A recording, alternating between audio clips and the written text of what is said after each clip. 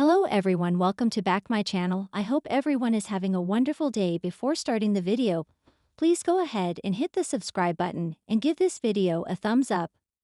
The Bold and the Beautiful recap is in for Friday, November 14, 2025. In today's episode, Rachel Riley, Big Brother, returns to cleanse the beach house. Bill Spencer, Don Diamond, opens up to Liam Spencer, Scott Clifton. Plus, Luna Nozawa, Lisa Yamada, escapes from prison.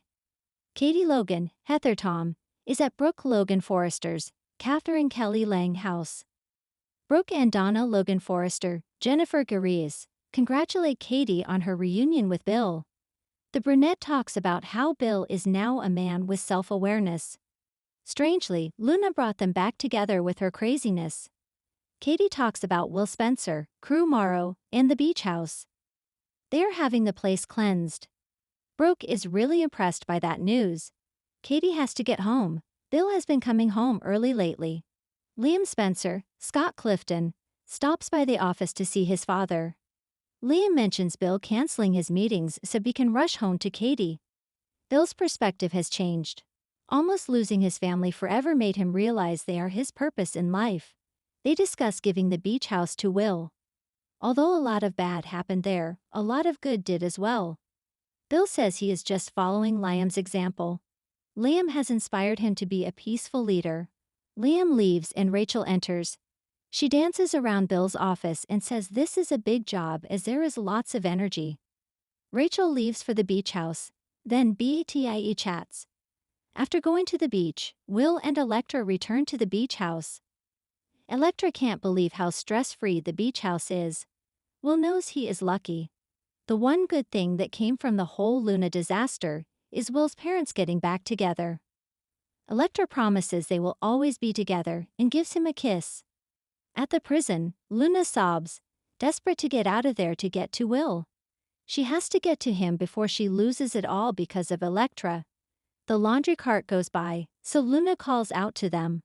Her bundle is too big and she can't get it through the bars. They need to open the door. When the guards have to deal with a prison fight, Luna takes her opportunity. Luna is now in the laundry bin.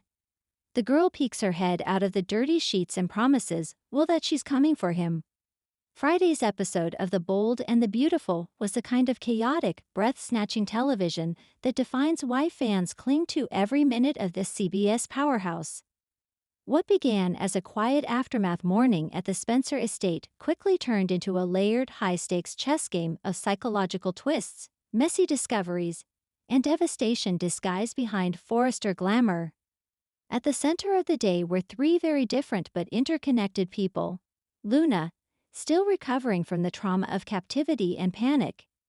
Rachel, the meticulous and soft-spoken housekeeper, whose cleaning routine inadvertently cracked open a secret. And Bill, the man who once ruled LA with iron certainty, now wrestling with doubt, anger, and a deeply personal perspective he never expected to have. This is the full breakdown of the day's emotional tidal wave. And yes, there are dirty footprints, misplaced memories, accidental confessions, and the kind of tension that makes you yell at your screen. Luna woke before dawn, her heart pounding like she was still locked in that claustrophobic storage room. Shadows in the corners of the guest room looked like chains. The soft hum of the air conditioner sounded like a cell door sliding shut.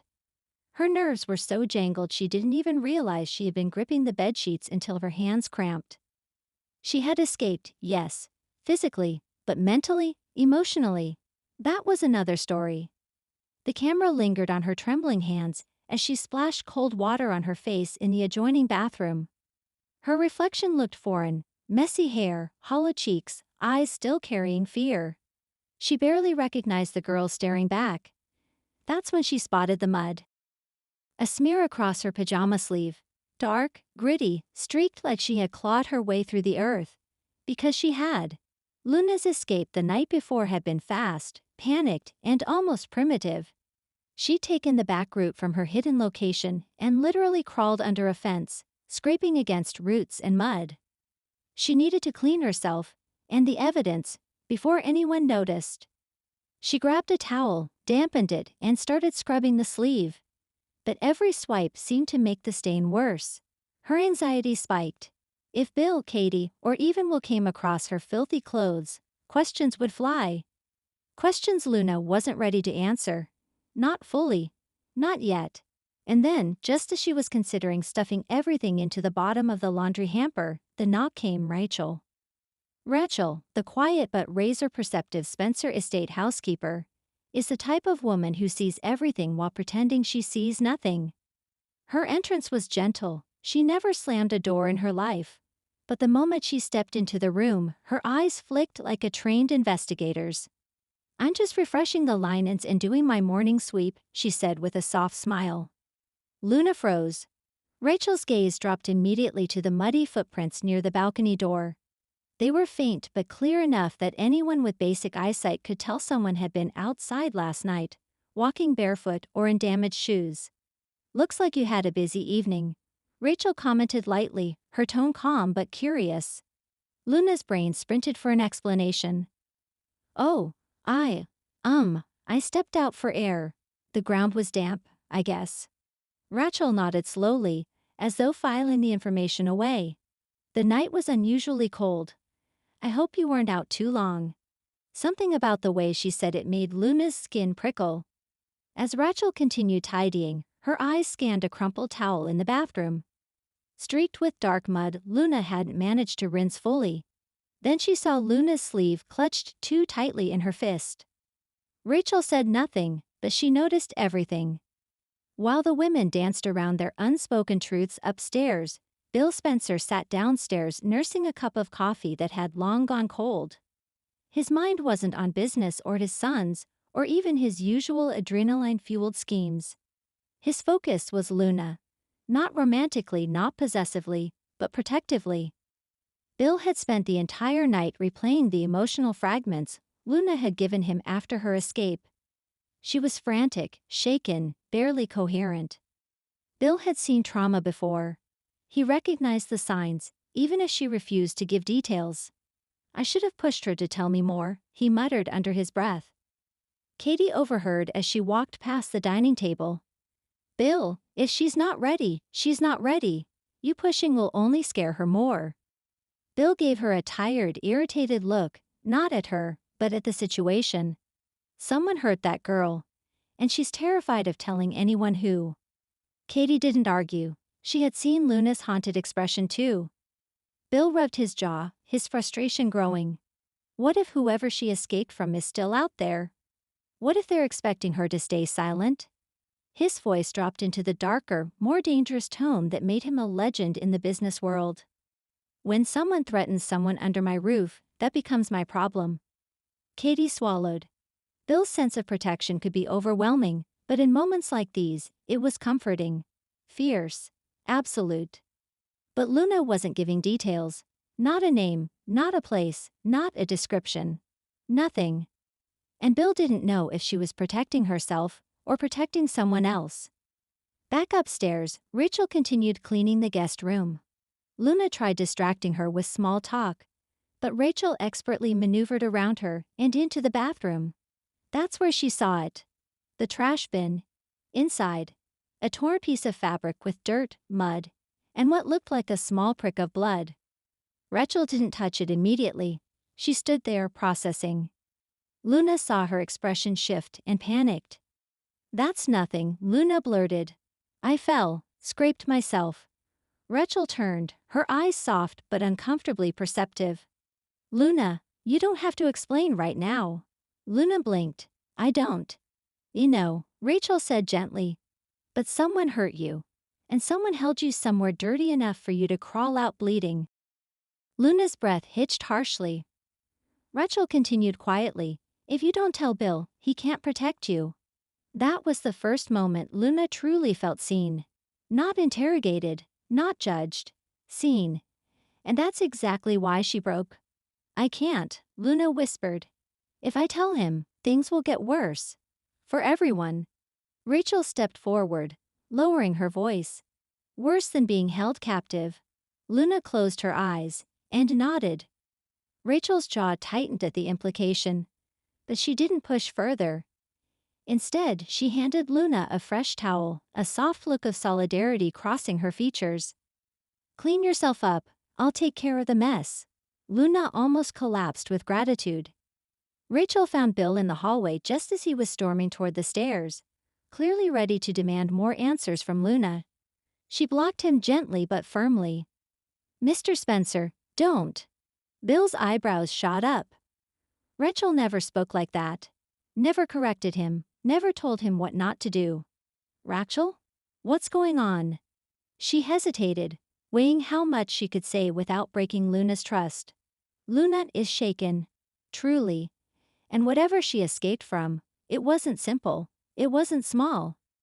Bill stared at her, his expression sharpening. "You found something." Rachel never lied. Not to Bill, not even by omission. "I found enough to confirm she was somewhere dangerous, somewhere dirty, somewhere she crawled out of." Bill inhaled sharply. "Was she bleeding?" Rachel didn't answer with words, just a look. That was all Bill needed. A storm rolled across his face. Protectiveness, anger, fear, and a vengeful edge that made the air crackle around him. "Someone held her against her will," he said in a low growl. Rachel didn't deny it. Bill clenched his fists. "Then this is a war." The episode then shifted into a powerful series of flashbacks. As Luna finally collapsed on the edge of the bed, clutching her arms around herself, the memory overtook her like a tidal wave. She remembered the cold concrete floor of the place she was kept, the metallic scent of old rusted tools, the faint buzzing of an unsecured light bulb overhead, the muffled voice of someone outside the room, someone she recognized but couldn't reveal. The door left unlocked for just a 15-second window, probably by mistake. Her sprint through a dark hallway, barefoot and terrified. Her scrape under a chain-linked fence, ripping her sleeve. The mud soaking her clothes, hands, hair. Her desperate run, gasping, crying, stumbling through brambles until she reached a side road where a passing car illuminated her like a ghost. The flashback ended with Luna whispering to herself in the present, "I shouldn't have survived that." Bill finally entered the room after Rachel gave permission. He didn't yell, he didn't demand answers. Instead, he sat across from Luna with a stillness more intimidating than anger. "When you're ready to tell me," Bill said quietly, "I will listen. But understand something, Luna." She swallowed hard. "I don't let people under my protection get hurt," Bill continued. "Whoever did this, whoever thinks they can hide, I will find them, and I will end this." Luna's eyes filled instantly. "Bill, please don't make things worse." He leaned forward.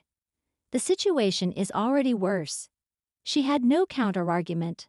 Late in the episode, Rachel returned to the guest bathroom to finish cleaning.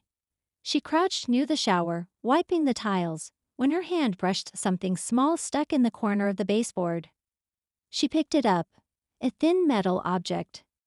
A broken cufflink, engraved with an initial. One initial. Just one. Rachel's eyes widened. She covered it quickly in her palm, looked toward the hallway to ensure no one was coming, and slipped the cufflink into her apron pocket with a protective determination that suggested she knew exactly who it belonged to, and exactly what it meant. The episode ended on Rachel whispering to herself, "Oh no, not him." Fade out. Thanks for watching this video, and please subscribe our BOLD and BUTIFUEL UPDATE YouTube channel for more update news.